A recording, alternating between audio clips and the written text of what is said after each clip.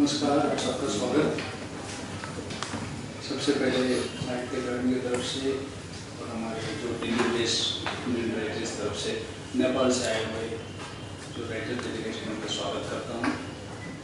और साहित्य अकादमी 2 फरवरी 2012 को साहित्य अकादमी और नेपाल अकादमी के बीच एक एमओयू साइन हुआ है। मतलब साहित्य अकादमी की 65 साल की जो इतिहास में 2012 में कम से कम 58 साल के बाद हम लोगों ने एक एमओयू बनाया।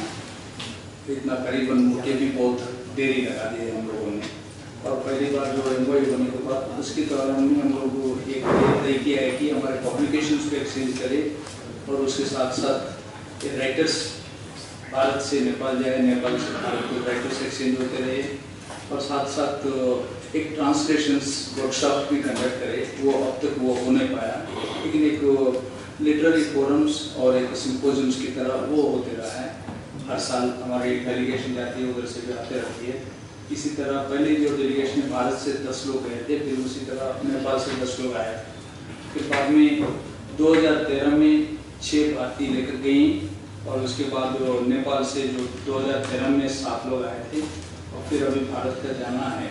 लेकिन उनके पहले अभी हमारे नेपाल से डेलीगेशन पहला आ गया, हम लोग का स्वागत के हिसाब से हमको बुलाएं। और आप लोग जानते हैं कि साहित्य अकादमी नेपाली भाषा को 1975 में मान्यता दिया है, जबकि भारत सरकार 8 शेड्यूल में 1992 में मान्यता दिया है, 8 शेड्यूल में किया है भारत सरकार ने। लेकिन साहित्य अकादमी ने 1975 में ही नेपाली भाषा को मान्यता दिया और तब से लेकर अब तक कम से कम 117 नेपाली बुक्स भी साहित्य अकादमी ने जो छापी है।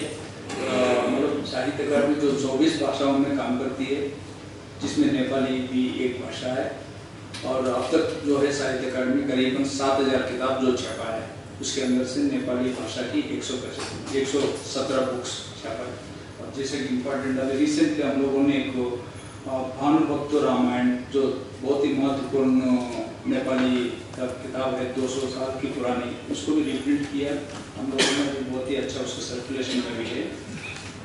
इस तरह नेपाली का और भी कार्यक्रम दार्जिलिंग में, सिक्किम में, अलग अलग जगह, देहरादून में, जहाँ जहाँ नेपाली की भाषा के जो लोग हैं, साहित्यकार है, दिल्ली में भी अलग अलग क्षेत्रों में जाके हम लोग करते रहते हैं। ये है साहित्य अकादमी संक्षिप्त में नेपाली भाषा की। और जैसा कि आप लोग सब जानते होंगे, नेपाल में कम से कम 117 या 119 भाषाएं, उसमें बहुत सारे भाषाएं भारत में भी है, जैसे भोजपुरी, मैथिली है, लिंबू है जो सिक्किम में हमारे भारत में बोला जाती है। सिर्फ 24,000 है भारत में। दिल्ली में कोई किसी ने पीएचडी किया तो उसमें पता चला है कि दिल्ली में लिंबू बोलने वाला एक व्यक्ति है और सिक्किम में 24,000 है। उस भाषा को भी नेपाल सरकार ने नेशनल लैंग्वेज की तरह मान्यता दिया। 114 लैंग्वेज पूरा नेशनल लैंग्वेज है नेपाल के अंदर। उस तरह का हम लोगों, जैसे भोजपुरी भी बहुत बोला जाता है, हम लोग का जो भारत से जो डेलीगेशन जाती है उसमें हम लोग हिंदी, नेपाली, मैथिली, भोजपुरी, इस तरह का संस्कृत, इस तरह के लोगों को हम लोग भेजते हैं। और हम चाहते हैं कि उसी तरह जब से नेपाल से जो डेलीगेशन आती है, उसी तरह भाषाओं का भी रिप्रेजेंट होते रहे आगे से, उनको भी ध्यान में रखते हुए, ताकि प्रॉपर एक्सचेंज होते रहेंगे भाषाओं की। और इसी के साथ हम पुनः एक बार आप सबका स्वागत। और आज की इस डेलीगेशन की जो लीडर है प्रोफेसर विष्णु विभू गिरमिरे जी, जो वाइस चांसलर भी है नेपाल अकादमी का। मैं जस्ट ब्रीफली उनको इंट्रोड्यूस करता हूँ। Eminent Nepali writer and he has 5 published books to his credit, including poetry collection and collection of plays, and he also edited a number of literary magazines and journals of Nepal. And he was the former chairman of Sasha Prakashan Cultural Department, Tribhuvan University, and Nepali Lekhakshan, and he is the founder member of Sarvamko, a theatre-based organization, and he is the recipient of many awards and honors, including Modi Puraskar, Pratibha Puraskar, राष्ट्रीय कविता पुरस्कार, मनुष्य पुरस्कार, साहित्यिक पत्रकारिता पुरस्कार etcetera. मैं professor Satyavrat Shastri से विनती करता हूं कि डॉक्टर विष्णु विभू गिरमिरे जी को फूलों से स्वागत करें।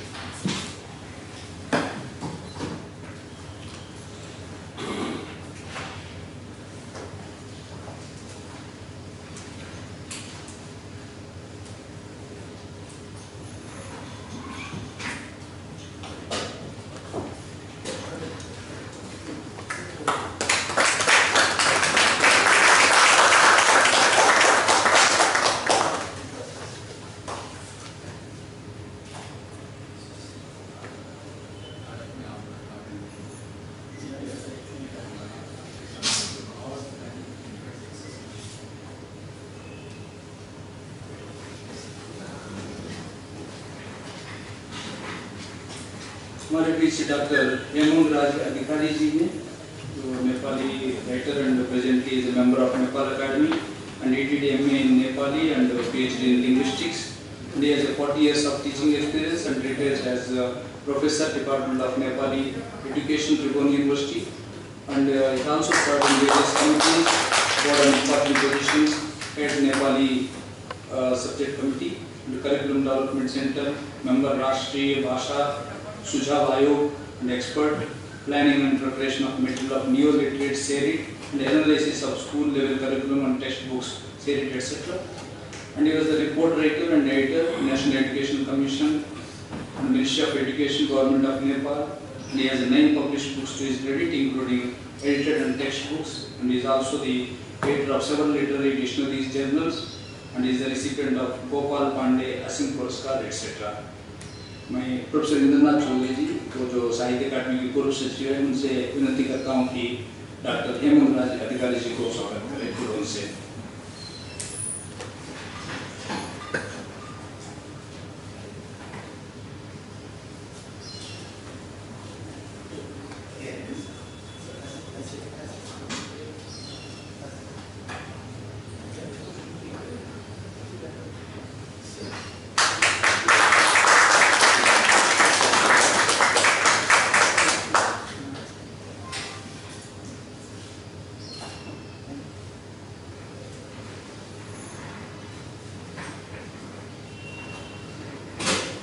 And we have with us Dr. Mrs. Usha Thakur ji, and she is a very well-known Nepali writer, and she has 10 published books to her credit in different journals.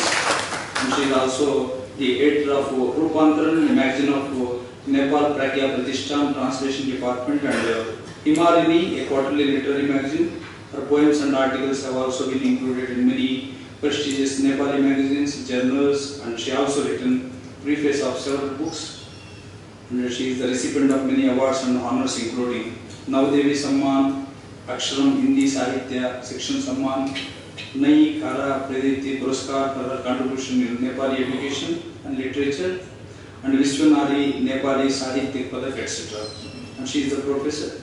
She is in the profession of teaching since past 35 years, and presently working as professor, Department of Hindi, Tribhuvan University, Kathmandu.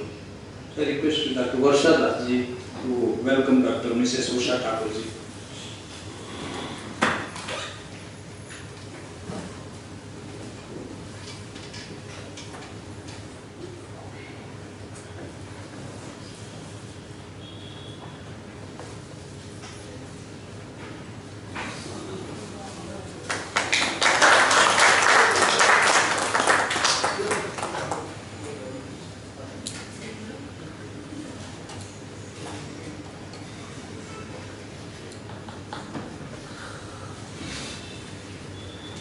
And also with us Professor Mrs. Gyanu Pandey, who is a well-known Nepali writer. She did a PhD in Nepali literature and presently working as Professor of Nepali at Tribhuvan University. And she is a member of Academic Council, Nepal Academy, founder member of organizations, and is a recipient of Lagi Pandulippi Puraskar by Dhaulagiri Sahitya Pratishthan and Simple Arts Samman, etc. I request to Prayat Shukla ji to welcome Sri Matrika Pokhari. At different schools and colleges and presently teaching at Tribhuvan University, Kathmandu as associate professor, and he is the recipient of Amro Subhang, Amro Gaurav, and also awarded by various different organizations of Nepal. I request Dr. Ravel Singh, who is a convener of our Punjabi Advisory Board, to welcome Sri Hemnath Gaurav ji.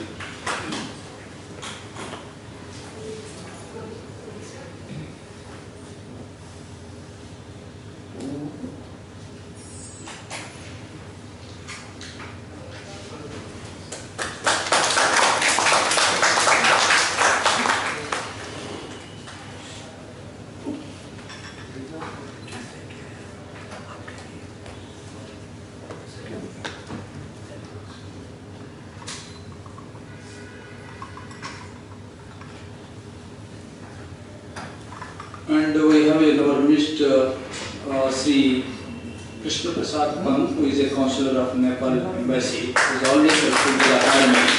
So I request Manglesh Labraz ji to welcome the Cultural Council of Nepal Embassy.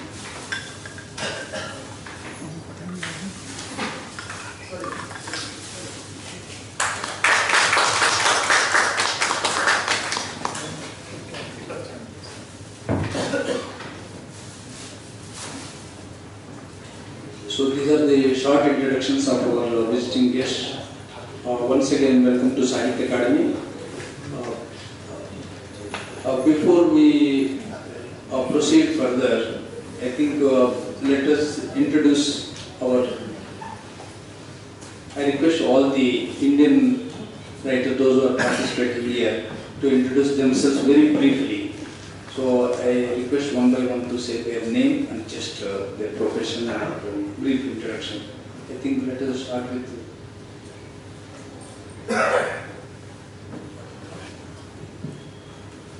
I am Joy Wadil. I am a bureaucrat by profession. I work as Central Government Commissioner.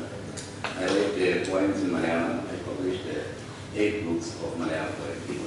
Thank you.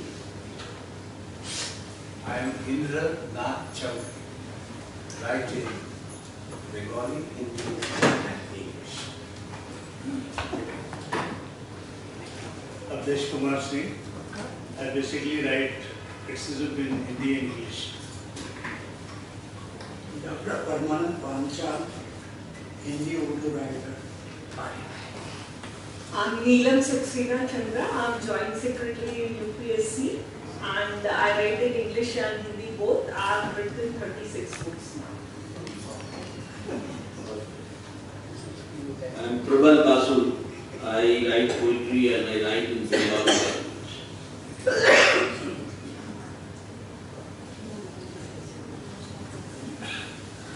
China Chakravarti, and I'm writing in Bengali. Nirgunkanti Bhattacharjee, creating a teacher in Bengali and English. I'm Varsha Das. I write in Gujarati, Hindi and English. Kushin Bhatt, I write primarily in Kashmiri, we translate it in English.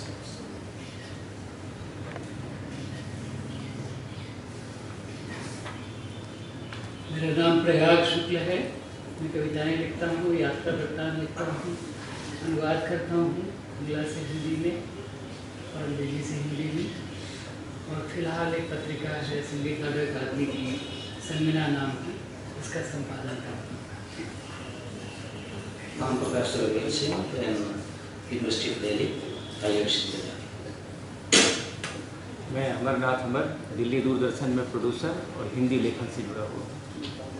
I am Amar Modi. I am a writer translator in English and Bengali. Sitesh आलोक, मैं हिंदी में अधिकतर लिखता हूँ, कविता कहानियाँ, यात्रा वृत्तांत वगैरह।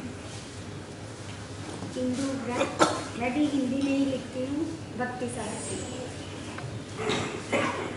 सत्यव्रत शास्त्री, मैं संस्कृत और हिंदी और अंग्रेजी तीनों भाषाओं में लिखता हूँ। साहित्य अकादमी का महत्तर सदस्य हूँ।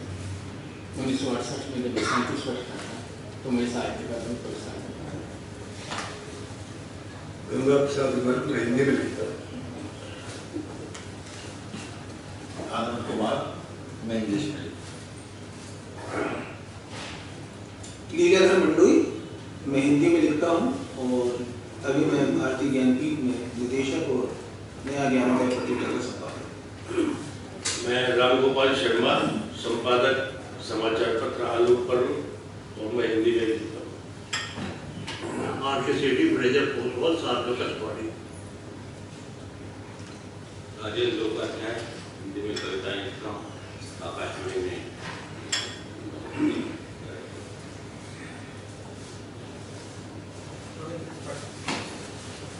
मैं रविंद्र पाटिल, हिंदी का पत्रकार हूँ। मैं मंगेश अग्रवाल हूँ, मेरे नेपाल में भी बहुत अच्छे लोग हैं।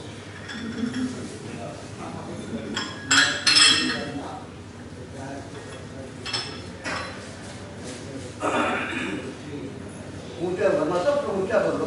ठीक है। चंद्रमोहन जी आप बताइए ऊंचा क्या? आप बोलिए अपना। बाकी तो है कोई नहीं, आप ही है। मेरा नाम चंद्रमोहन है। मैं these days looking after Comparative Literature Association of India and its General Secretary. My president, Dr. Indra Chaudhary, is sitting here. The only achievement which I can mention here is that by Mr. Abhay Kumar, who was the Consul General of India in Nepal, he had invited me to deliver a special lecture which was held in the library, grand library of the city town, and it was received very well. Thank you.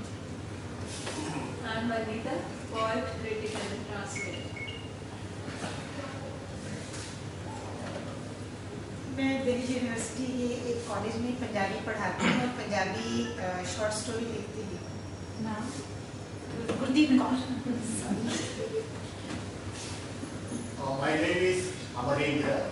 I write in Telugu, a South Indian language. I also translate from and into Telugu. I would like to happily mention there is a book by Kalpana Dixit, Adventures of a Nepali Frog. I translated that into Telugu for national trust. जी हिंदी में नाम है हिंदी में पुरस्कार बात करते मैं राकेश हिंदी में लिखता हूँ फिलहाल आजकल पत्रिका का संपादक। मैं सुफियान अहमद यहाँ कंगाड़ी में पुस्तकालय में रूप में काम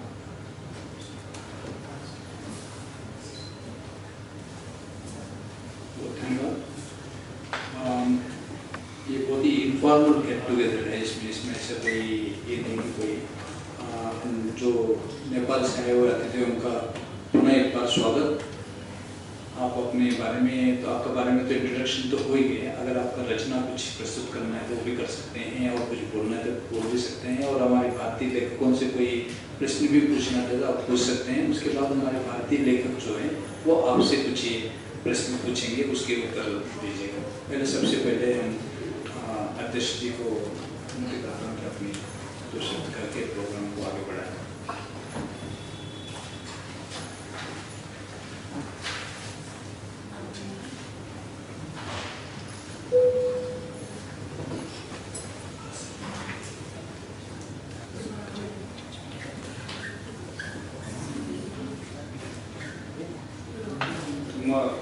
मेरो भनाइलाई नेपाली भाषामा राख्छु र त्यसको ट्रान्सलेसन कपी केही क्षणमै तपाईँहरूलाई प्राप्त हुन्छ। ये लोग नेपाली में बोलना चाहते हैं और उनकी जो ट्रांसलेशन हिंदी की जो है कुछ देर में आप लोग को सर्कुलेट भी कर देंगे। सम्पूर्ण नेपालीको तर्फबाट र नेपाल प्रज्ञा प्रतिष्ठानको तर्फबाट उपस्थित सम्पूर्ण भारतीय विद्वानहरूमा हाम्रो हार्दिक प्रणाम।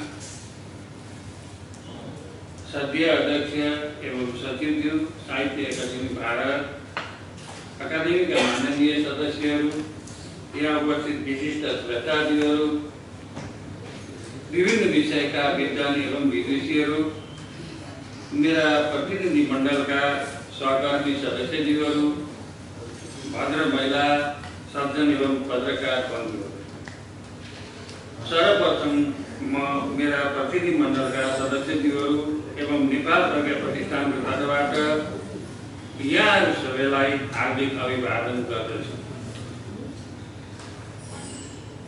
यो नेपाल प्रज्ञा प्रतिष्ठान र साहित्य अकादमी भारतका दुई देशका साहित्यिक, सांस्कृतिक, भाषिक एवं वाङ्मयका अन्य विधाको प्रवर्धन एवं विकासका लागि एक अर्कामा साहित्यिक, सांस्कृतिक आदान प्रदानका लागि समझदारी पत्रमा 2012 में भएको हस्ताक्षरपछिको नेपाली प्रतिनिधि मण्डलको मित्र राष्ट्र भारतको तेस्रो सद्भावना भ्रमण हो।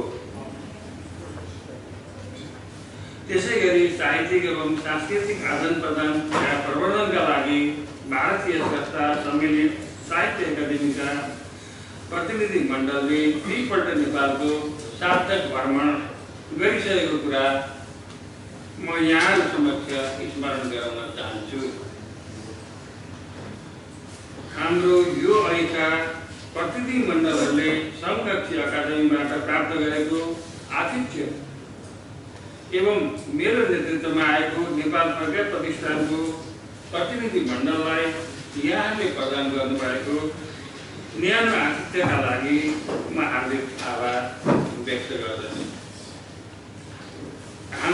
प्रतिनिधिमण्डलले प्राप्त गरेको यो आतिथ्यबाट हाम्रा दुई प्रज्ञा प्रतिष्ठान बीचको सद्भाव गहन हुँदै गएको हामीले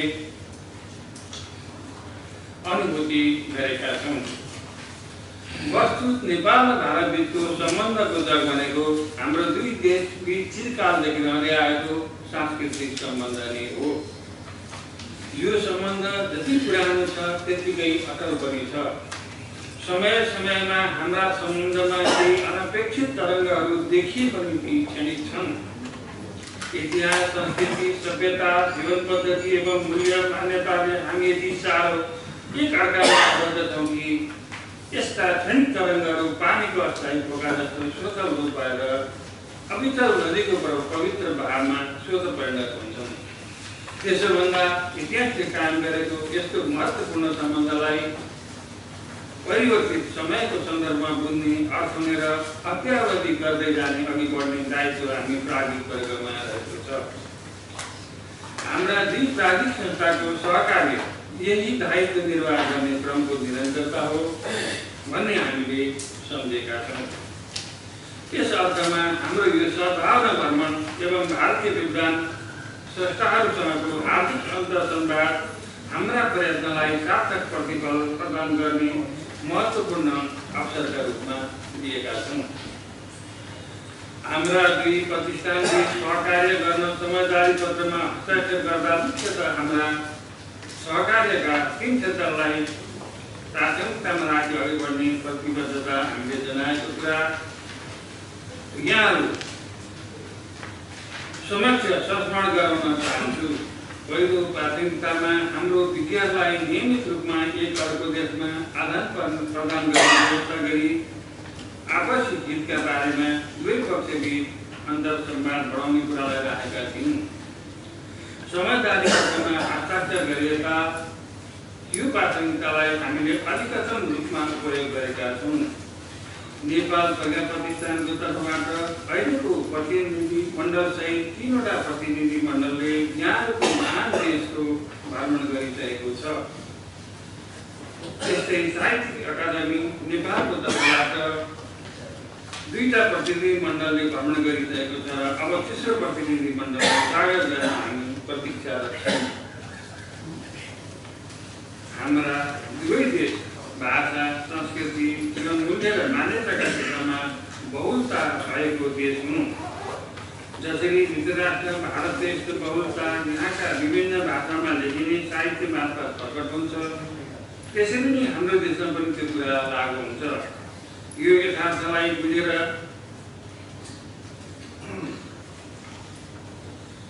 हामीले हस्ताक्षर गरेको समझदारी पत्रमा एक अर्काको साहित्य र ज्ञानलाई अनुवादका क्रमले एक अर्को देशमा साहित्यिक सिर्जनाको आदान प्रदानलाई बढाउने प्रतिबद्धता जनाएका थियौँ। यो प्राथमिकताको विषयमा हामीले अहिलेसम्म उल्लेख्य काम गर्न सकेका छैनौँ। यो कामलाई अघि बढाउन आउँदा दिनमा हामी दुवै पक्ष क्रियाशील रहनेछौँ भन्ने कुरामा हामी विश्वस्त छौँ। प्राथमिकताको कामलाई वस्तुगत रूपमा अघि बढाउन हामी सचेत रहनुपर्छ। हामीहरू सबैलाई विदितै छ, नेपाली भाषा भारतीय संविधानमा सूचीकृत भाषामध्ये महत्त्वपूर्ण भाषा हो। भारतमा विभिन्न क्षेत्रमा नेपाली भाषी भारतीय नागरिक संस्थाहरू बसोबास गर्छन्। हामी दुई संस्थाको सहकार्य गर्ने समझदारीबाट क्षेत्रीय रूपमा हामीले के उपलब्धि प्राप्त गर्न सक्छौँ भन्ने गम्भीर चासो नेपाली भाषी भारतीयहरूमा रहेको छ, रहनु स्वाभाविक पनि हो। यही चासोलाई सम्बोधन गर्न हामीले हाम्रो समझदारी पत्रमा नेपाली भाषीका बाहुल्य रहेको भारतीय क्षेत्रमा र नेपालमा आलो पालो गर्दै नेपाली र भारतीय संस्था सम्मिलित सम्मेलन, सेमिनार र गोष्ठी आयोजना गर्ने प्रतिबद्धता जारी गरेका थियौँ। दुःखका साथ भन्नुपर्छ, तर यो प्रतिबद्धतालाई उल्लेख्य रूपमा हामीले अहिलेसम्म कार्यान्वयन गर्न सकेका छैनौँ। अझ माथि उल्लेखित 2टा महत्त्वपूर्ण प्राथमिकतालाई कार्यान्वयन गर्न हामी दुई पक्ष तयार रहनुपर्छ भन्ने कुरा मेरो प्रतिनिधि मण्डलका तर्फबाट यो जमघटमा प्रस्ताव गर्न चाहन्छु। यो कुरा प्रस्ताव गर्दा हाम्रो दोस्रो प्रतिनिधिमण्डलको भाग भर्नु क्रममा सो प्रतिनिधिमण्डलका नेता तत्कालीन उपकुलपति राहाका कुलपति माननीय गंगा प्रसाद उप्रेतीज्यू र साहित्यिक अकादमीका अध्यक्ष माननीय विश्वनाथ तिवारीज्यू र सचिव माननीय डाक्टर के निवासज्यूले भएको छलफलबन्द तय भएका अनुवाद सम्बन्धी योजना र नेपाली भाषीहरू बाहुल्य रहेको भारतीय क्षेत्रमा दुवै देशका स्रष्टाहरू सहभागी हुने गरी सम्मेलन आयोजना गर्ने योजनाले मूर्त रूप पाउन नसकेको कुरा म यहाँको समक्ष विनम्रताका साथ स्मरण गर्न चाहन्छु। साथै हामी तिनै कुराबाट अघि बढौँ भन्ने कुरा पनि यहाँ प्रस्ताव गर्न चाहन्छु।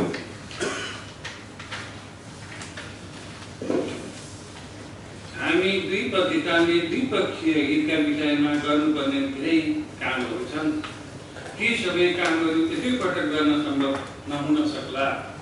त्यसैले क्रमशः हामी दुई पक्षको आपसी सहमतिमा प्राथमिकताको किटान गर्दै किटान गरिएका प्राथमिकताका कामहरूलाई अघि बढाउने प्रक्रियामा हामीले उत्साह देखाउनुपर्छ भन्ने लागेको छ। यसका लागि हामी दुई पक्षले ध्यान दिनुपर्छ र मात्रै हाम्रो सरकारले राम्रो प्रतिफल दिन सक्छ। हाम्रो प्रतिनिधिमण्डललाई यहाँले प्रदान गरेको न्यानो आतिथ्यका लागि साहित्य अकादमी भारतका माननीय अध्यक्षज्यू एवं सचिवज्यूप्रति प्रतिनिधिमण्डलको तर्फबाट हार्दिक आभार व्यक्त गर्दछु। यसरी नै साहित्य अकादमीको प्रतिनिधिमण्डलले हाम्रो निम्तोलाई ग्रहण गरी यथासम्भव चाँडो नेपाल भ्रमण गर्ने अपेक्षा राख्दै सो प्रतिनिधिमण्डललाई स्वागत गर्न नेपाल एकाडेमी प्रतीक्षारत रहेको कुरा सहज र जानकारी गराउन चाहन्छु। नेपाल भारत सांस्कृतिक सम्बन्ध अमर रहोस्। नेपाल भारत दुवै एकाडेमीको सहकार्यका लागि भएको समझदारीका उच्चतम बिन्दुमा पुगोस्। हार्दिक शुभकामना। धन्यवाद।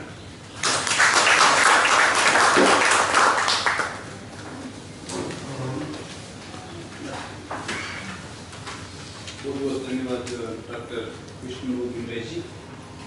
और जैसा कि आपने कहा है कि जो साहित्य अकादमी और नेपाल अकादमी के बीच जो अनुवाद के जो काम होना है उनके लिए जो कार्यशाला की तरह जो होने का प्रयास ये था और हम लोग पहले भी उप्रेती जी को चीज़ कहा था उसके लिए कुछ समय भी चाहिए उनको अनुवाद कार्यशाला चलाना है तो बहुत कम से कम 3-4 महीना पहले ही और वो लोग ज़्यादा समय के लिए रहना पड़ेगा इधर।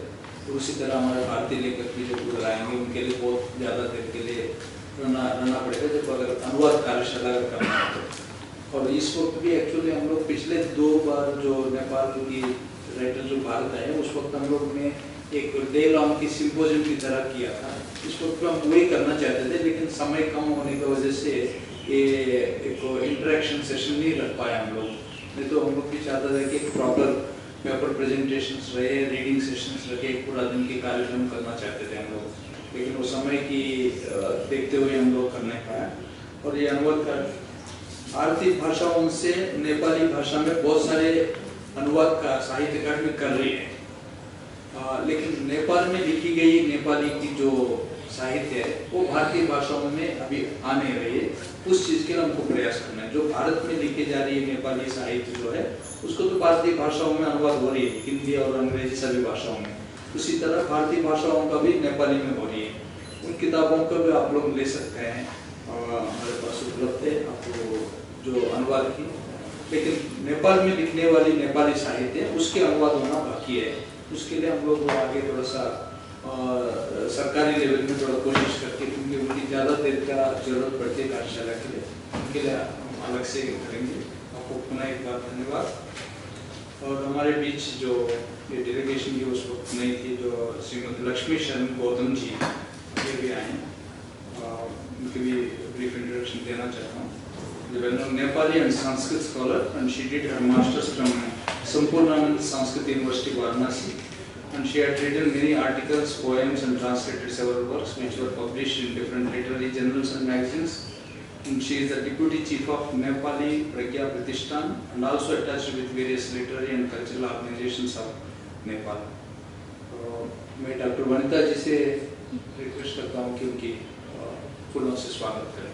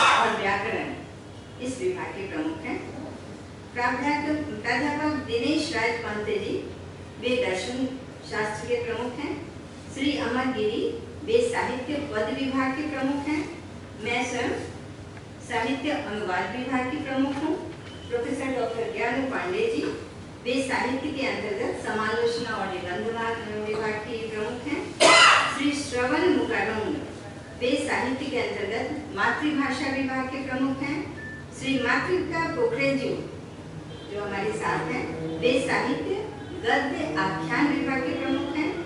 इसी तरह श्री नर्मदेश्वरी सत्याल, वे बाल साहित्य और लोकवार्ता विभाग के प्रमुख हैं। और प्रोफेसर डॉक्टर जीवेंद्र देवगिरी जो प्रशासन देखते हैं और हमारे सदस्य सचिव जी हैं। इस प्रकार ये संक्षिप्त जानकारी हुई नेपाल प्रज्ञा प्रतिष्ठान के बारे में। मैं आपके सामने अपने विभाग यानी अनुवाद विभाग के बारे में बहुत संक्षिप्त जानकारी देना चाहती हूँ। ये 2 पत्रिकाएं निकलती हैं अनुवाद विभाग से, सॉरी एक ही पत्रिका है। आपके सामने 2 अंक मैं प्रस्तुत कर रही हूँ।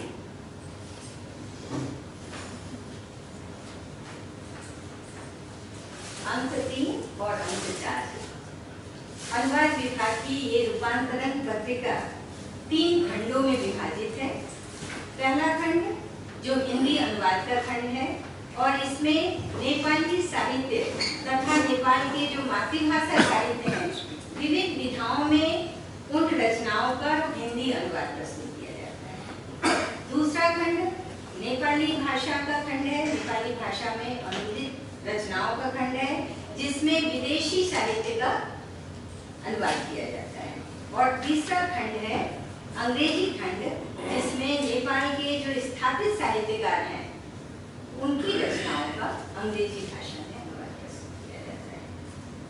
इसी तरह इस विभाग से जो कुछ अनुवाद रचनाएं हुई हैं उनकी संक्षिप्त जानकारी मैं आपके सामने प्रस्तुत करना चाहती हूँ मेरे कार्यकाल से। इसके बाद संक्षिप्त में मैं बताऊंगी कि इससे पहले भी नेपाल प्रज्ञा प्रतिष्ठान में अनुवाद के संबंध में क्या ग्रंथ प्रकाशित हुए हैं। तो मैं जब आई इसके बाद जो ग्रंथ लिखे गए उसका नाम इस प्रकार है। मैं केवल वैसे तो अनुवाद विभाग से नेपाली, हिंदी, अंग्रेजी लगाए विदेशी भाषाओं से भी, विदेशी साहित्य का भी विविध भाषाओं में अनुवाद प्रस्तुत किया जाता है, लेकिन यहाँ मैं केवल हिंदी, नेपाली और जो नेपाल की मातृभाषाओं की रचनाएं हैं उनका अनुवाद के बारे में ही चर्चा करना चाहूंगी।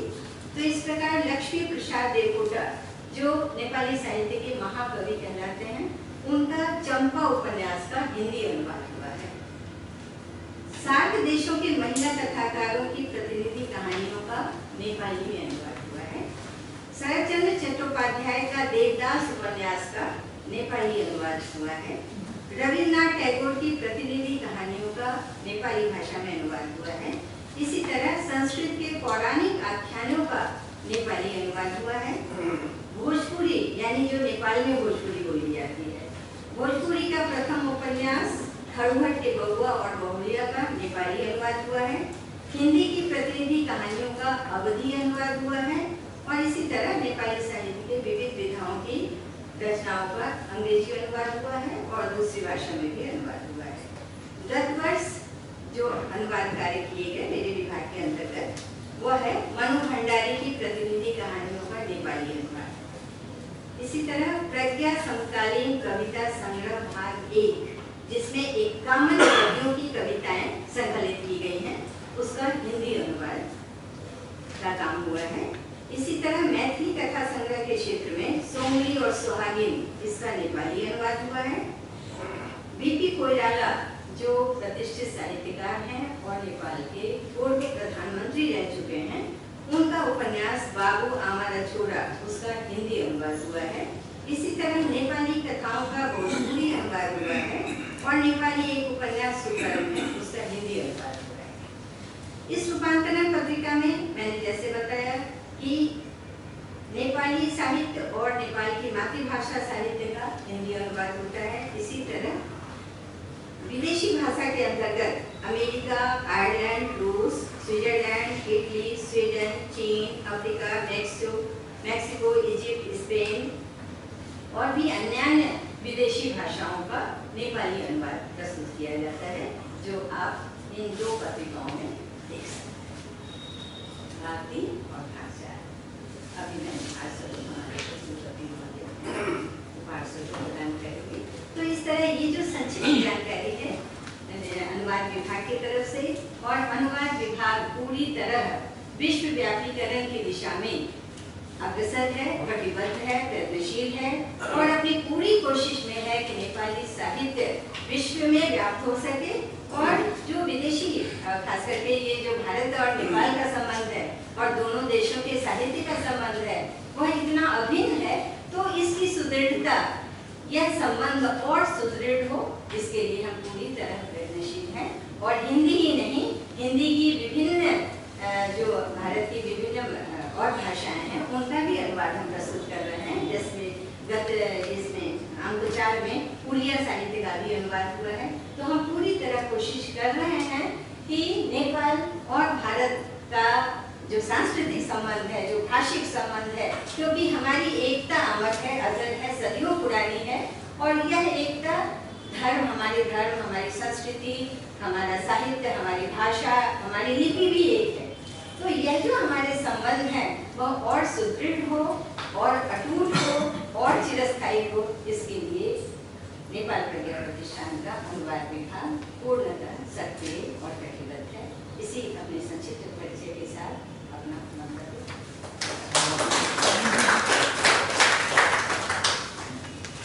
बहुत धन्यवाद उषा ठाकुर जी।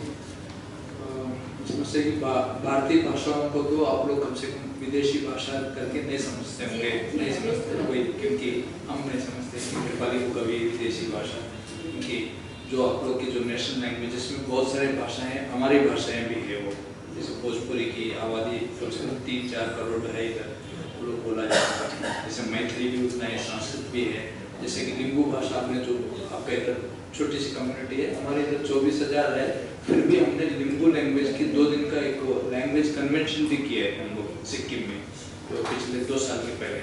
इस तरह से हम लोग सभी भाषाओं को उतना ही समान से देखते रहते हैं।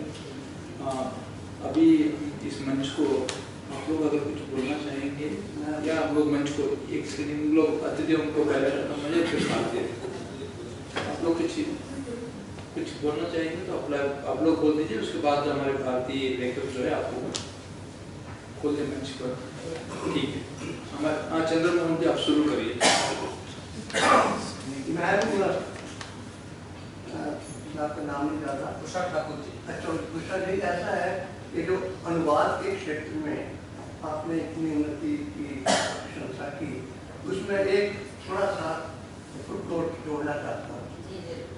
हम यूनिवर्सिटीज में, जैसे उदाहरण के रूप में, this is called department of comparative literature, Jadavpur university, Calcutta, वो पूर्ण रूप से नेपाली और हिंदी का अनुवाद ही नहीं कर रहे बल्कि पुस्तकें भी छाप रहे हैं। वो एकेडमिक में है। The point is this कि आपने जो बताया ना, वो तो शौक के ऊपर जो अनुष्ठान ने किया वो लग रहा है, but we are doing it at academic level। 6 books और हम उसको अंग्रेजी में भी बाहर भी देख चुके हैं, and this is an additional information। एक छोटा सा प्रश्न मेरा है, आपने जो अनुवाद कार्यक्रम की बात की है, इसकी भाषाओं से अनुवाद नेपाली दक्षिणी साहित्य का अनुवाद नेपाली में नहीं हो रहा, दक्षिणी कहाँ भाषाएं हैं, समृद्ध भाषाएं हैं, और इसकी भाषा का आपने नहीं किया है। जी, मैं पूरी कोशिश करूँगी, व्यवस्था ये बातें पूरी होती जाएंगी और इसके लिए मैं प्रयत्नशील। धन्यवाद।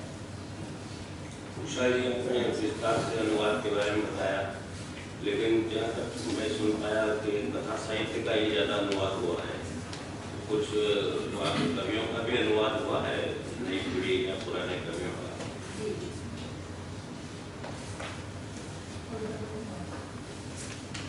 जी, वो नेपाली जो प्रज्ञा प्रतिष्ठान से ही प्रकाशित है, प्रज्ञा कविता प्रतिनिधि कविता संग्रह, वो नेपाली भाषा में है, जिसमें 51 कवियों की 3-3 कविताएं संकलित हैं और उसका हिंदी अनुवाद हुआ। अंग्रेजी भी अनुवाद हो चुका है। I have a very small question, just curiosity. Who's the most influential Indian poet in Nepal, which really influenced the writing in Nepal, or made certain changes in the thinking of Nepal? Nepal में छायावादी कवियों का प्रभाव बहुत ज्यादा है और वे पूरी तरह वैसे आधुनिक या अत्याधुनिक जो कविगण हैं उनकी भी कविताएं बड़े शौक से पढ़ते हैं। तो इस तरह जयशंकर प्रसाद हुए, महादेवी वर्मा में निराला हुए, तो इन कवियों का भी बहुत ज़्यादा प्रभाव है रवींद्रनाथ टैगोर और Tulsidas. Whom would you say that they really made a dent in Nepali writing, or they influenced a great deal? Can you name a few?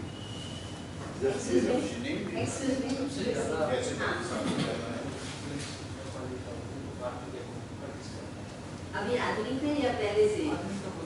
आधुनिक ये पुराने क्योंकि ऐसे हिंदी में Rabindranath Tagore had a very great influence, very great influence in India. इधर की कवियों में अशोक वाजपेयी जी हैं, नेमिनाथ जी हैं, मुक्ति बोध हैं, ऐसे कवियों का प्रभाव नेपाली साहित्य, नेपाली कविता क्षेत्र में ज़्यादा पड़ा है। नई पीढ़ी में इंग्लिश पढ़ना ले तो हमारा जो इंग्लिश पढ़ना इसका भी बहुत प्रभाव पड़ा है नई पीढ़ी।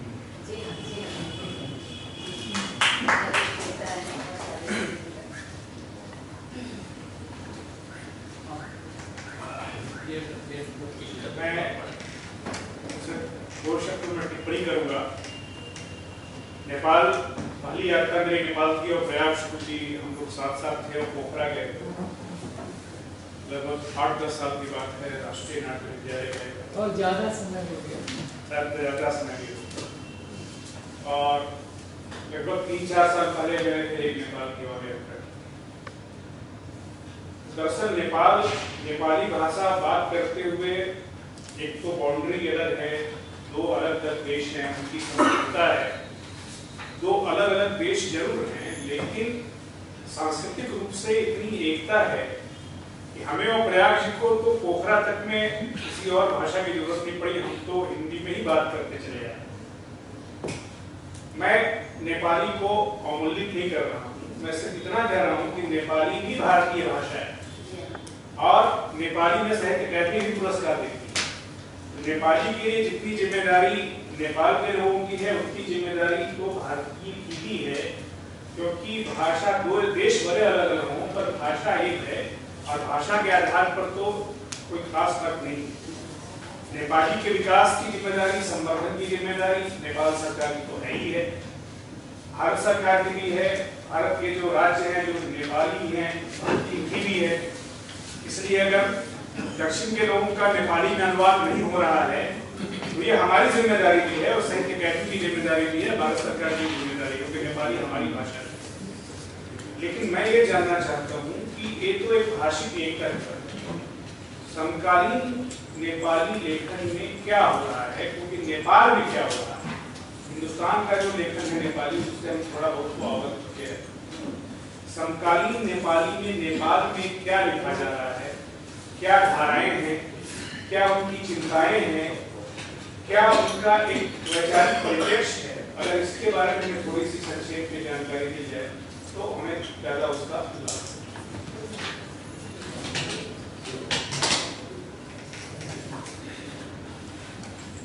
जहाँ तक आपने बताया और हम सभी इस बात में एकमत हैं कि हमारी भाषा, हमारी संस्कृति, हमारा धर्म, संस्कृति, साहित्य, भाषिक हर दृष्टि से हम बहुत अभिन्न हैं और हमारा यह संबंध बहुत पुराना है।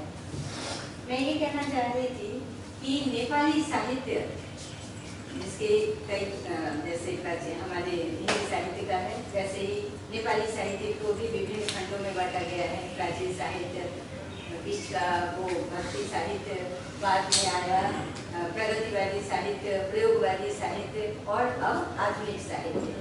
तो सामान्य रूप से मैं ये कह सकती हूँ कि जो समस्याएं भारतीय साहित्य की है, हमारे साहित्यकारों के सामने, जो भारतीय साहित्यकार हैं उन साहित्यकारों के सामने जो समस्याएं हैं वही समस्याएं नेपाल के साहित्यकारों के सामने भी हैं। अत्याधुनिक समय में जो हमारे साहित्यकार लिख रहे हैं हम जानते हैं अच्छी तरह, साहित्य समाज का दर्पण ही नहीं, वह समाज का उन्नायक भी है, वह समाज का मार्गदर्शक भी है। और इस रूप में नेपाली साहित्यकार भी जहाँ एक ओर अपने साहित्य समाज देश का प्रतिबिंबन कर रहे हैं अपने साहित्य के द्वारा, तो दूसरी ओर मार्गदर्शन भी कर रहे हैं। हमारे साहित्य में, नेपाली साहित्य में आज नारी की समस्या, असमानता की समस्या, या जो हमारी सामाजिक कुरीतियां हैं, जो राजनीतिक भ्रष्टाचार है, जो हर जगह की एक समस्या है आज के दिनों में, या युद्ध की समस्या है, अशांति की समस्या है, तो इस तरह की जो विश्वजनीन समस्याएं हैं और खास करके भारत और नेपाल की समस्याएं तो करीब करीब एक है। शोषण की समस्या, भूखमरी की समस्या, नारी शोषण की समस्या, या जो सामाजिक कुरीतियों को उन्मूलन, ये सभी समस्याएं आज नेपाली साहित्य में भी वैसे ही प्रतिबिंबित हो रही हैं और हमारे साहित्यकार इसका मार्गदर्शन कर रहे हैं। जैसे नारी के प्रति चेतना, जो गरीब हैं, जो अशिक्षित हैं, उनके लिए शिक्षा का प्रचार, उनके लिए समाज में एकता समानता का प्रचार, राजनीतिक शुद्धता आए, इसके लिए भी उनकी आवाज में बुलंदी है। हमारी जो आज के जमाने में बौद्धिक चेतना के कारण जो आई हमारी अकेलापन की भावना है, वह भी हमारे साहित्य में चित्रित हुआ है। तो इस प्रकार यह विश्वजनीन समस्याएं, जो अशांति की समस्या है, युद्ध की समस्या है, जैसे एक उदाहरण मैं आपके सामने रखूं कि जैसे हमारे धर्मवीर भारती ने अंधा युग लिखा, ठीक इसी प्रकार हमारे राष्ट्र कवि हैं माधव प्रसाद धिमरे, उसी बैकग्राउंड पर, उसी महाभारत की पृष्ठभूमि में उन्होंने अश्वत्थामा लिखा है। तो ये भावनाएं हमारे साहित्यकारों में हैं और वे एक संदेश देश के लिए, समाज के लिए दे रहे हैं कि कैसे इस समाज को कुरीतियों से बचाया जाए, अशांति से बचाया जाए, असमानता से बचाया जाए, और जो देश में भूखमरी है, जो देश में गरीबी है, जो नारी का शोषण है, जो हमारे यहाँ कुप्रथाएं हैं, ये सभी कैसे दूर हों, इसके लिए विभिन्न आंदोलन, विभिन्न साहित्यकारों की सक्रियता हो रही है और वे एक समाज को नया दिशा दे रहे हैं। तो हमारी समस्याएं जैसे भारतीय साहित्य की है, हमारे साहित्य में भी करीब करीब वही प्रतिबिंबित हो रहा है और हमारे साहित्यकार भी साहित्य के माध्यम से देश को एक दिशा देने में सतत प्रयत्नशील। उषा जी, मैं दो छोटे सवाल करना चाहता हूँ। नेपाली जो साहित्यिक आलोचना है उसकी स्थिति क्या है? साहित्यिक समालोचना। दूसरा, नेपाल का जो साहित्यिक इतिहास है उसे क्रांति से पहले और क्रांति से बाद, इस राजनीतिक क्रांति की अभिव्यक्ति साहित्य में कैसे हुई, और कुछ अगर एक दो रचनाओं के नाम अगर आप बता सकें जिन्होंने इसे साहित्यिक जब से किया तो हमारे लिए अच्छा है। जो राष्ट्रीय जो परिवर्तन हुए है ना, या उस दिशा में जो साहित्यकारों का प्रयास हुआ, तो उन्होंने देश को एक दिशा देने के लिए साहित्य को माध्यम बनाया और सड़क आंदोलन, जन आंदोलन, इस तरह विभिन्न प्रकार के आंदोलन हुए। सड़कों पर छोटे छोटे नाटक भी, लघु नाटक भी प्रदर्शित हुए कि देश में कैसे चेतना आए, नारियों में कैसे चेतना आए, आज के युवा वर्ग में कैसे चेतना आए, ताकि जो एक असंतुष्टि सरकार की तरफ से हो रही थी उसका उन्होंने खुलकर के विरोध किया और जो सही है, सच है, उसको उन्होंने प्रोत्साहन दिया। जैसे हमारे उप कुलपति महोदय जी जो सड़क आंदोलन हुआ था, उसमें उन्होंने अपनी कविताओं के द्वारा एक चेतना फैलाने की कोशिश की और बहुत हद तक सफल भी रहे। तो इस प्रकार का प्रयास होता रहा, राजनीतिक आंदोलन हुए और समाज में जो राजनीतिक भ्रष्टता थी, जो हर जगह है, केवल नेपाल की बात नहीं है, भारत में भी या सार्क देशों में भी या विश्व में भी ये भावना दिखाई देती है, तो उसको दूर करने के लिए वहाँ के साहित्यकार भी उतने ही सक्रिय हैं। और उस जैसे मैं कहती हूँ, एक जो कहावत है, सर्वविदित है, सब लोग जानते हैं कि जहाँ न जाए रवि वहाँ जाए कवि, है ना। तो कवि की पहुँच तो हर जगह होती है और साहित्य में जो शक्ति होती है वह शस्त्र में नहीं है, वह बारूद में नहीं है, वह शस्त्रों में नहीं है। तो यह साहित्यिक चेतना फैलाने वाले हमारे साहित्यकार हैं और इन्हीं साहित्यकारों ने हमारे समाज को बदलने की कोशिश की है, यद्यपि पूर्णतः उसमें परिवर्तन नहीं आ सका है। या जो वहाँ की भ्रष्ट राजनीति है, भ्रष्ट जो नेता हैं जो हर जगह दिखाई देते हैं, तो उनको भी पर्दाफाश करके उन कुरीतियों को, उन बुरी भावनाओं को उन्होंने दबाने की कोशिश की है ताकि नेतागण भी एक सही दिशा में चल सके और देश का विकास हो सके। तो ऐसे मौके पर बहुत सारे राष्ट्रीय गीत लिखे गए जो देश में असमानता है, भूखमरी है, गरीबी है, नारी का शोषण है, बच्चों को जो कष्ट दिया जा रहा है, ये सभी विषयों को लेकर के एक सशक्त प्रेरणादायी साहित्य सृजना हुई है, हो रही है, और मुझे आशा है कि ये साहित्यकार हमारे देश को एक नई दिशा दे सकेंगे।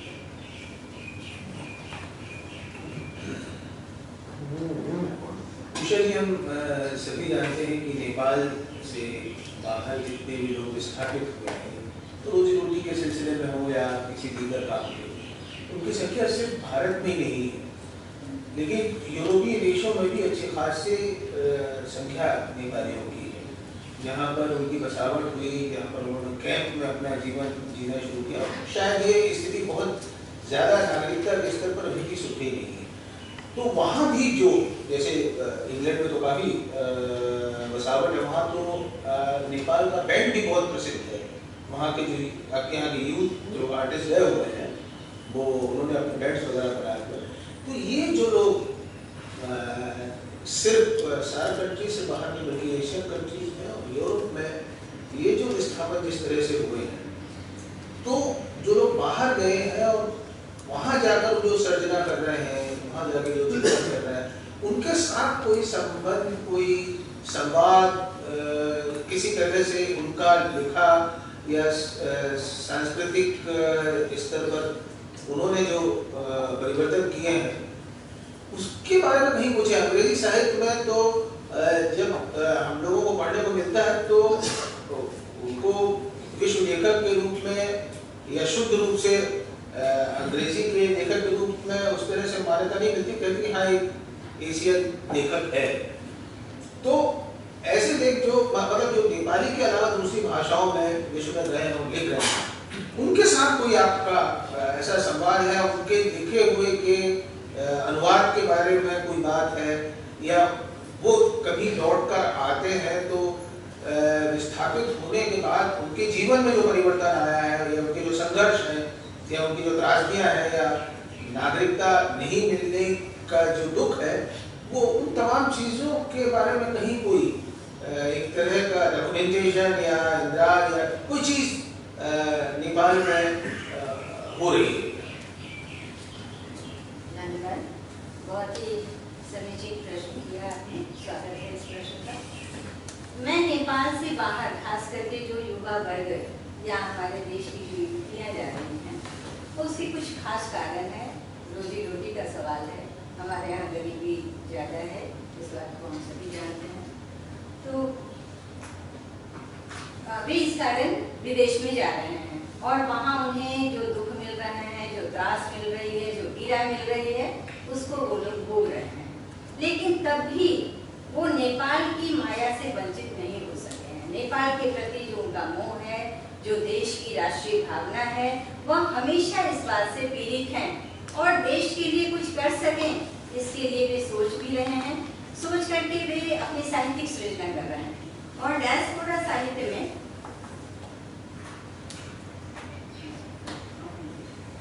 डायस्पोरा साहित्य के द्वारा वे अपनी विविध विधाओं में अपनी रचनाएं भेज रहे हैं। खुद भी वे नेपाल आते हैं अपने साहित्यिक सृजना को लेकर के और धमाधम उनके साहित्यों का विमोचन भी हो रहा है। हम उनके दुखों को जानते हैं और इसके लिए सरकार तो थोड़ी बहुत प्रयास कर रही है, जितना कर पा रही है, लेकिन वो जो रोजी रोटी का सवाल है उसके लिए उनकी व्यवस्था है कि वो विदेश में रहें। लेकिन आज का जो युग है वह हमारा भूमंडलीकरण का युग है। वैश्वव्यापीकरण की दिशा में ये साहित्यकार भी काफी आगे बढ़ रहे हैं। ये जो हमारी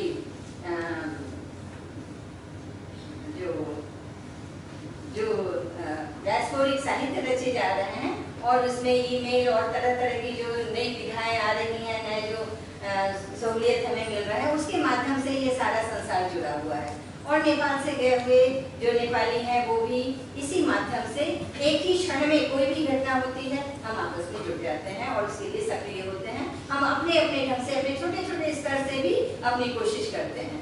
तो इसके लिए अंतर्राष्ट्रीय समाज है, साहित्य समाज, नेपाली साहित्य का एक अंतर्राष्ट्रीय साहित्य समाज है, वह इसके लिए काफी सक्रिय है और हर देश में उनकी ब्रांचेज आ रही हैं, जैसे नेपाल का काठमांडू, नेपाल का पैकेट और इसी तरह विभिन्न देशों में वो उस संस्था जो साहित्यिक संस्था है, अंतर्राष्ट्रीय साहित्यिक संस्था, उनके विभिन्न पॉकेट यानी विभिन्न देशों में अपने अपने ढंग से वो काम कर रहे हैं।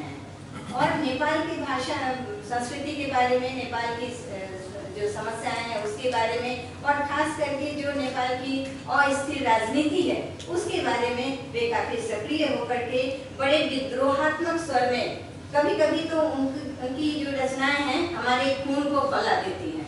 हम पढ़ करके लगता है कि ये विदेशी जो विदेश में जाकर के दुख उठा रहे हैं फिर भी अपनी मिट्टी के लिए कितने समर्पित हैं।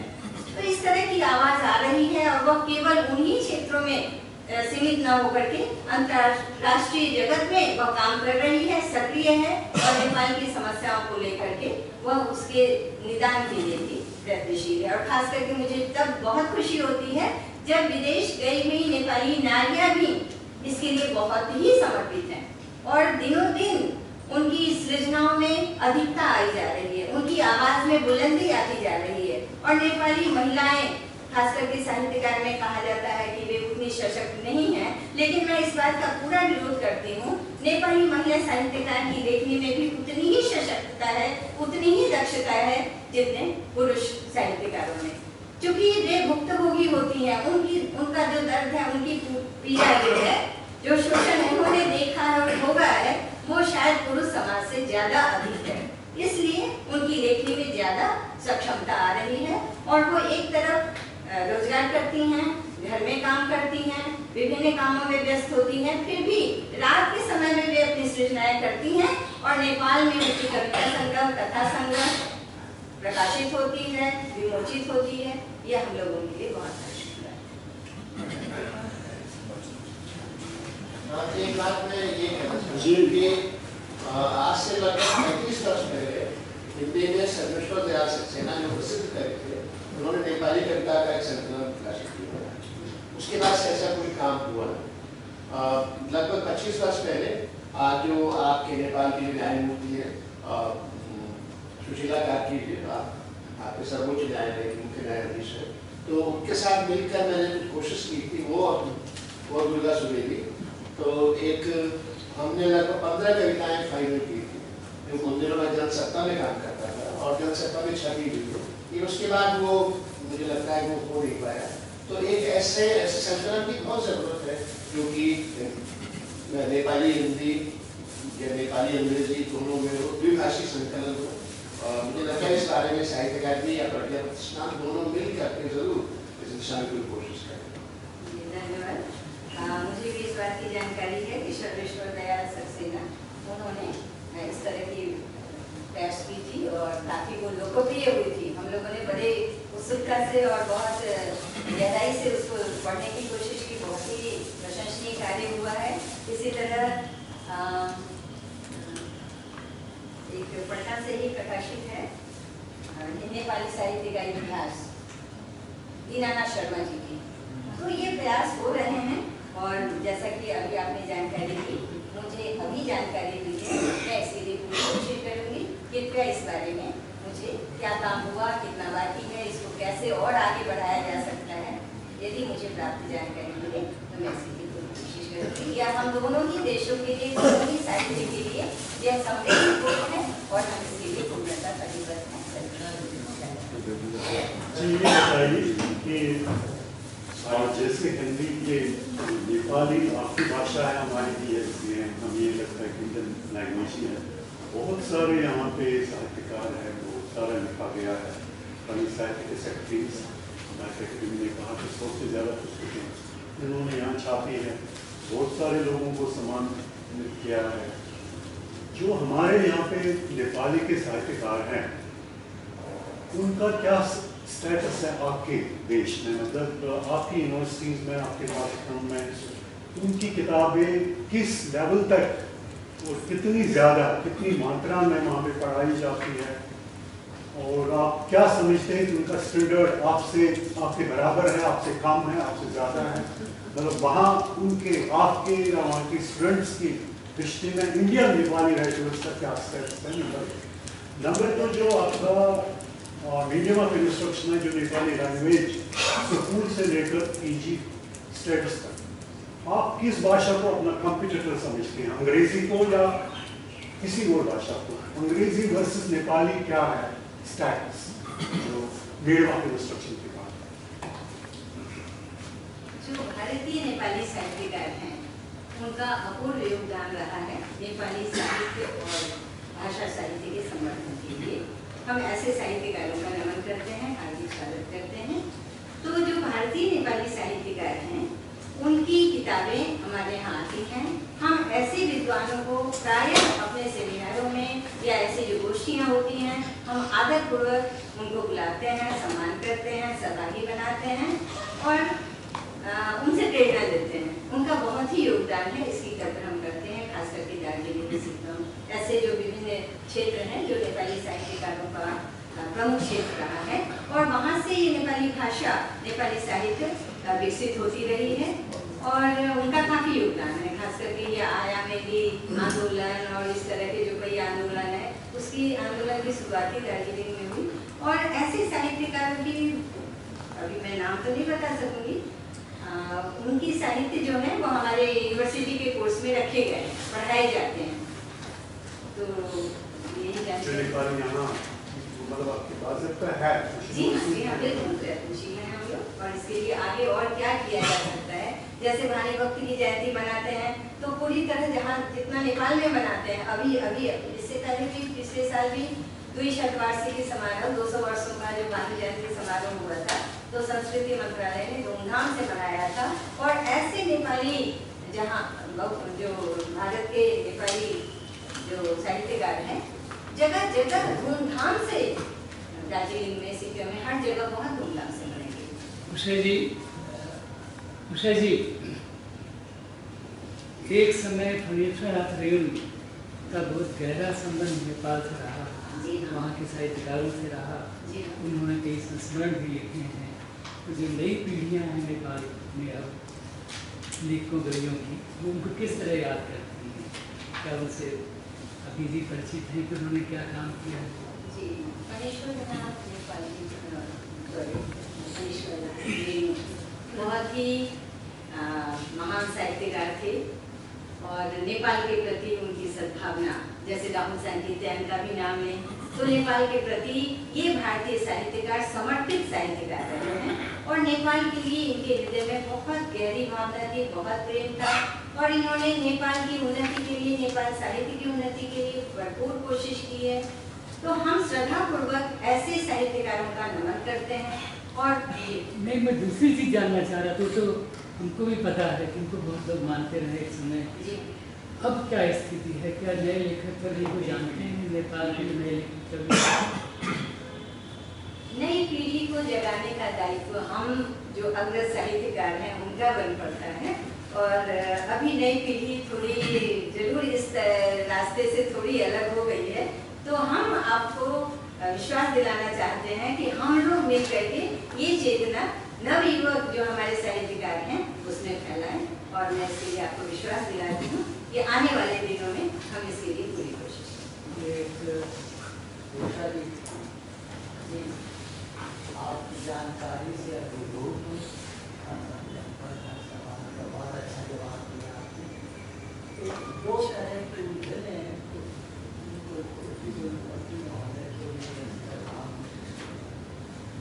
मेरे सामने बराबर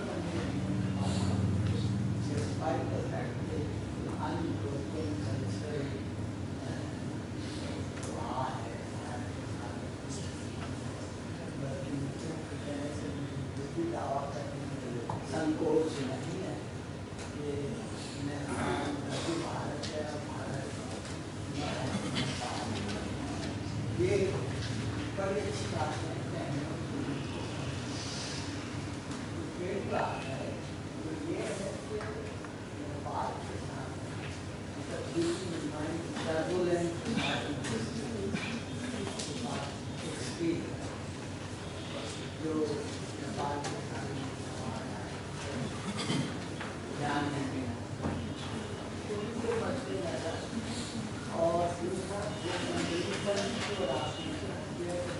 where there is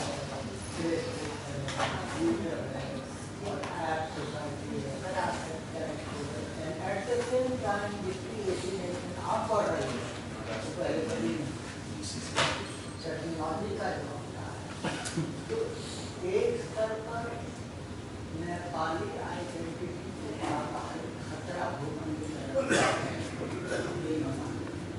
और दूसरी ओर नेपाल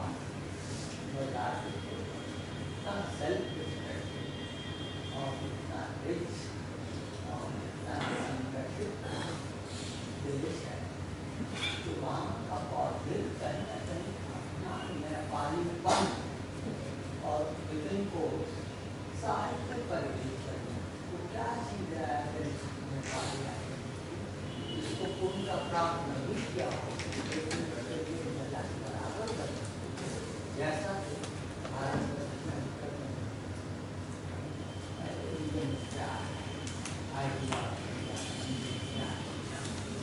ये सवाल तो इसकी ज्ञान मानसिक चर्चा होनी चाहिए कि अवधि है भोजपुरी है संस्कृत लोग हैं देश में जो है तरह तरह की चेतना और प्रवास है ये मिलकर क्या एक आइडेंटिटी बनाते हैं नेपाली इसका मैं आपसे सीधा जवाब तलब नहीं कर रहा हूँ मैं आपको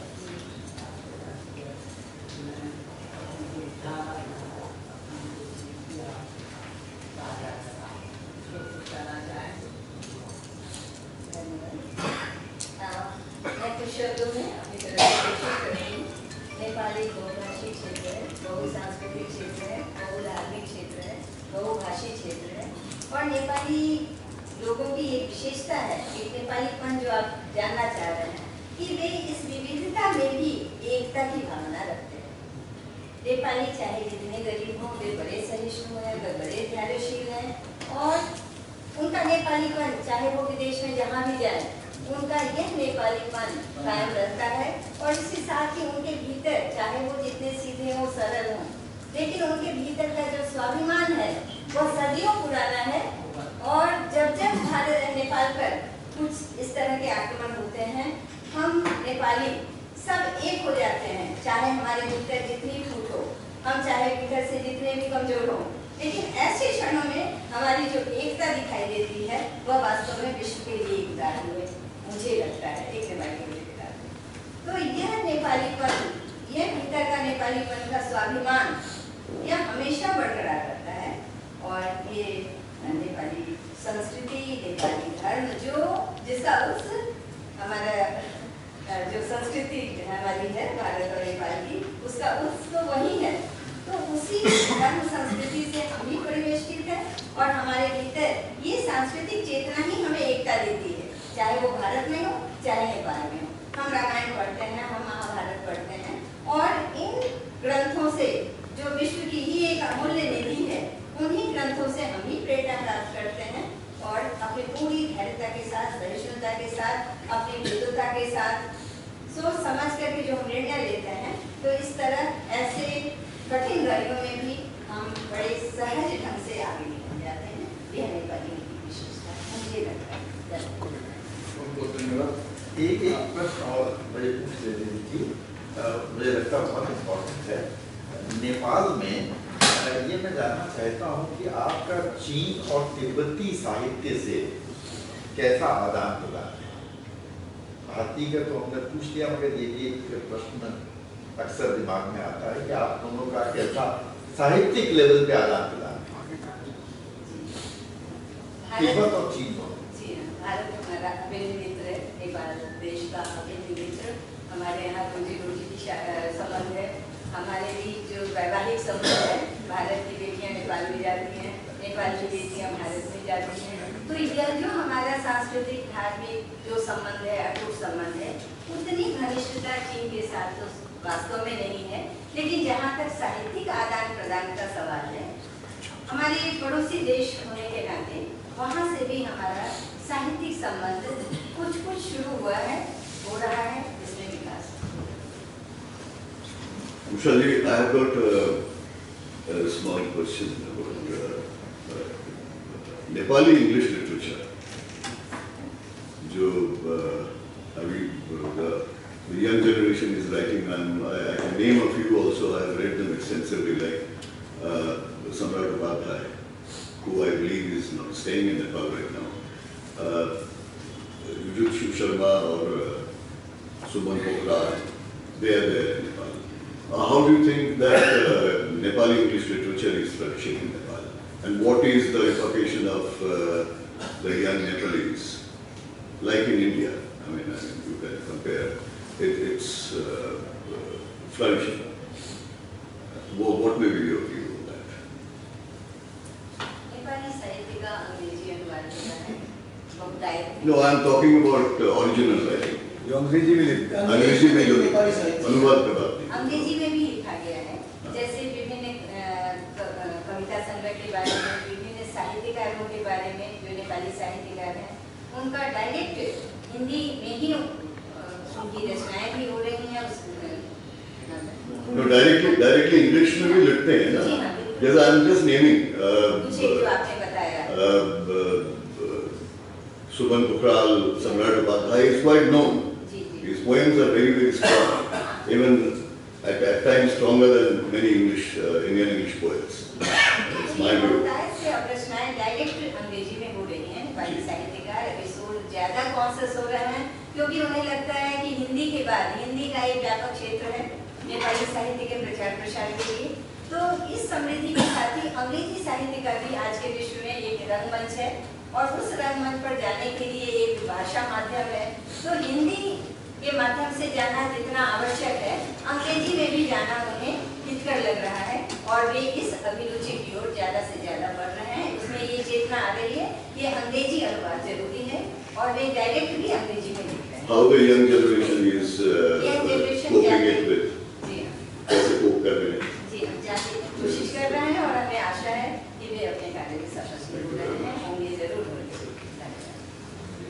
बहुत बहुत धन्यवाद। कुछ है संक्षिप्त में पूछ वो नेपाली और भारतीय साहित्य पर चर्चा हुई।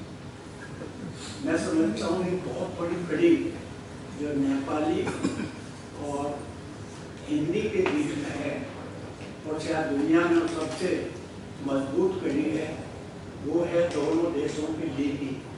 दोनों देशों की लिपि, राजभाषा दोनों की लिपि देवनागरी है। हम हमारे अभी अध्यक्ष महोदय श्री जिमेदी जी ने अपने भाषण में बहुत अच्छी बातें कही, लेकिन मैं समझता हूँ कि अगर वो नागरी लिपि पर भी कुछ बात करते, जो कि हमारे निज संबंध दोनों देशों दोनों भाषाओं में है। हमारी राजभाषा हिंदी है, नेपाल की राजभाषा नेपाली है, दोनों की लिपि एक है देवनागरी। शायद संसार में सबसे बड़ी बात यह है कि भारत और नेपाल की लिपि एक है। अच्छा है कि हम नेपाल की लिपि पर भी बात करें। पिछले दिनों मैंने नेपाल में नागरी लिपि, मैं नागरी लिपि परिषद का महामंत्री हूँ, एक गोष्ठी करनी चाहिए, और शायद आपको याद है मैंने आपसे बात की थी और हमारी बात तय हो गई थी, लेकिन हमारे दूतावास करने के कारण वो अमल में नहीं आ पाई और वो अस्थिर। हम चाहते हैं, और मैं साहित्य अकादमी का भी सहयोग चाहता हूँ, कि हम नेपाल के साथ देवनागरी लिपि पर भी एक समृद्ध गोष्ठी करें, और नेपाली का और भारतीय भाषा का चूंकि एक ही लिपि है, सूचना प्रौद्योगिकी के क्षेत्र में जो काम हो रहा है, लिपि को लेकर उसके साथ कितना काम किया गया है, हमने देवनागरी लिपि को कितना विकसित किया है ताकि वो रोमन लिपि के मुकाबले में ठहर सके। तो इसके लिए हम चाहते हैं कि नेपाल और भारत देवनागरी लिपि पर भी एक गोष्ठी करें। साहित्य अकादमी से मैं उम्मीद करता हूँ, श्रीनिवास जी यहाँ बैठे हुए हैं, कि वो एक गोष्ठी नेपाल में या साहित्य अकादमी के मार्फत हो या हमारी देवनागरी लिपि परिषद की तरफ से हो, वो होने चाहिए, क्योंकि भाषा बगैर नीति के अधूरी है। हम भाषा पर साहित्य का चर्चा करते हैं और लिपि पर नहीं करते। जब भी लिखते हैं तो रोमन में लिखते हैं। तो लिपि को सुधारना नेपाल और भारत दोनों के हित में है। मैं चाहता हूँ कि देवनागरी लिपि पर कोई गोष्ठी हो।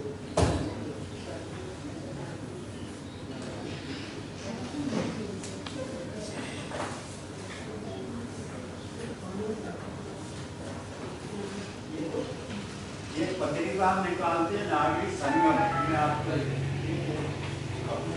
धन्यवाद। देवनागरी सबको दे दो भाई, उधर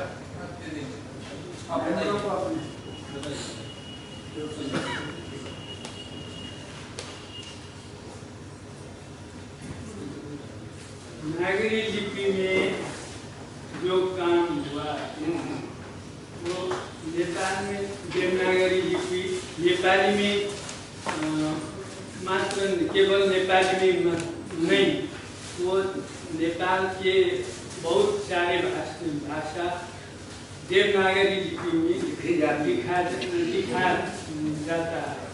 अभी जो भाषा लिपि में लेख्य रूप में आया है वो बहुत से अधिकांश देवनागरी लिपि प्रयोग करते हैं।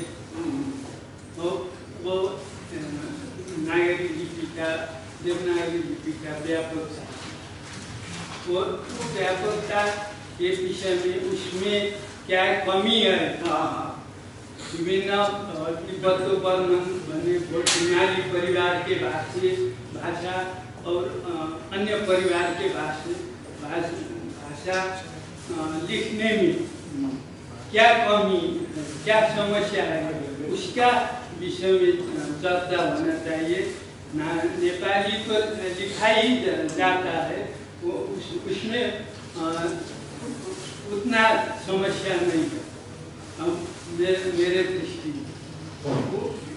उसका समस्या विभिन्न हिमाली परिवार के भाषा उसमें देवनागरी लिपि में लिखा जाता है, वो लोकप्रिय हो रहा है। उसके बारे में चर्चा होना चाहिए। मैं ऐसा समझता हूँ। धन्यवाद। सभी लोग मानते हैं कि संसार की सबसे वैज्ञानिक लिपि जो है वो देवनागरी लिपि है। रोमन की अपेक्षा उसमें बहुत गुण है और नेपाल और भारत को इसके संबंध में काम करना चाहिए। अच्छा, ये आपने जो कहा देवनागरी लिपि के बारे में नेपाल में एक गोष्ठी हो, कार्यशाला हो, उसके बारे में हमारे कुलपति भी कह रहे थे कि यहाँ गोष्ठी होने वाला है, गोष्ठी होने वाला था। हमने स्वीकृति किया था, ये कार्यक्रम का प्रयोग किया था, लेकिन वो स्थगित हुआ। और फिर उसके बारे में हम लोग फिर बातचीत करेंगे, कार्यक्रम को आगे बढ़ाएंगे, इसे हम लोग को जानकारी दिए थे कुलपति। इसलिए ये आपने जो कहा वो फिर भी नेपाल में कार्यशाला कर सकते हैं।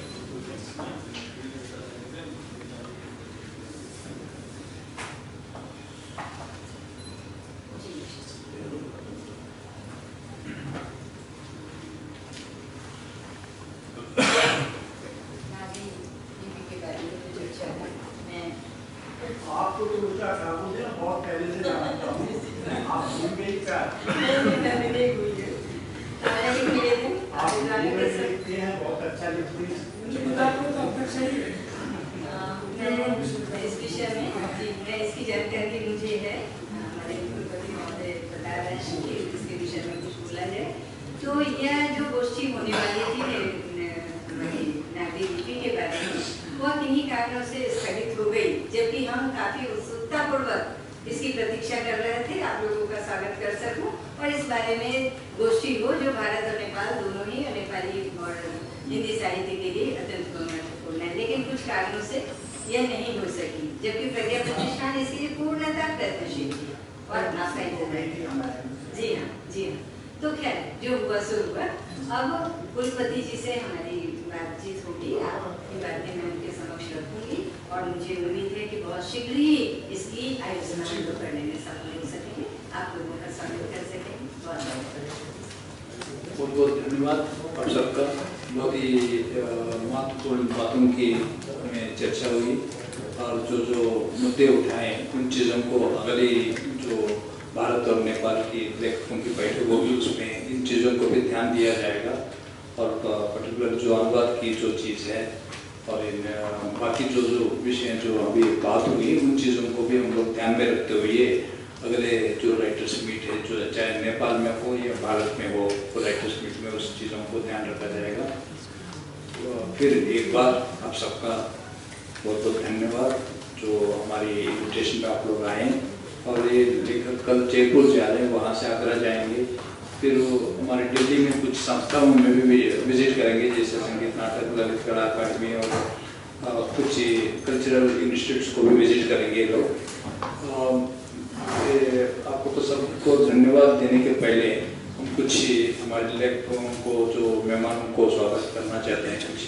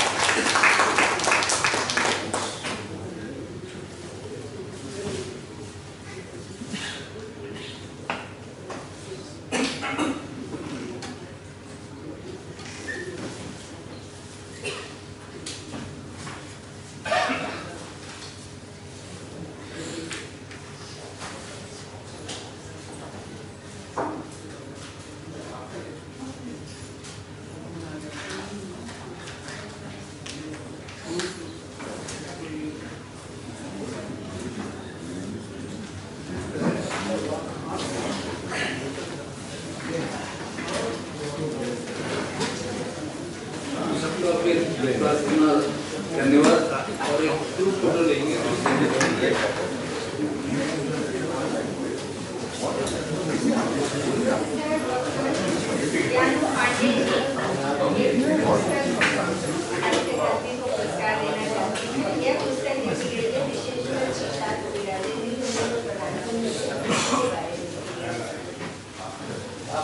मत